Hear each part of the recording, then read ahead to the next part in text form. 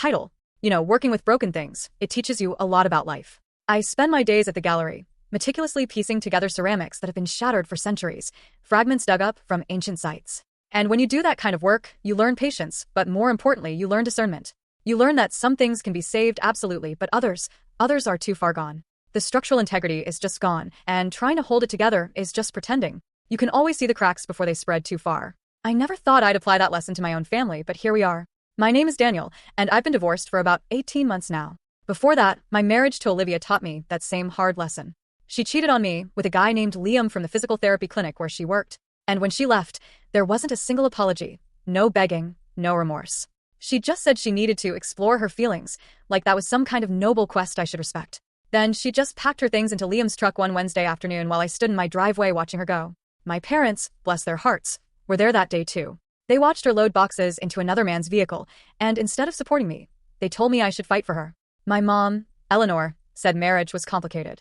My dad, Robert, said I should think about what drove her to that point. When I pointed out she was literally leaving me for someone else, they just looked at me like I was being dramatic. They kept in touch with Olivia after the divorce, of course. Eleanor would casually mention her at family dinners like nothing had happened, like Olivia hadn't walked out on 7 years of marriage without looking back. The settlement gave her half our savings. She left me Buster, our beagle, because Liam was allergic. 6 months later, I found out from a mutual friend that she'd dumped Buster at a shelter. Apparently, Liam had changed his mind about allergy medication. I went and got Buster back, and now he sleeps at the foot of my bed in the small house I bought after the divorce. It's a 1950s place, with hardwood floors that creak in all the right places. On weekends, I refinish furniture in my garage, listening to jazz while I sand down old chairs. And for the first time in years, I had actual peace.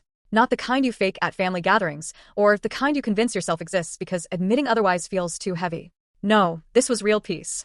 The kind where you wake up on a Saturday morning, and there's no dread sitting in your chest like a stone. Last week, I was out in that garage, sanding an old wooden stool I'd found at an estate sale. The jazz was playing low, Buster was asleep in his bed in the corner, and then I heard a car door slam outside.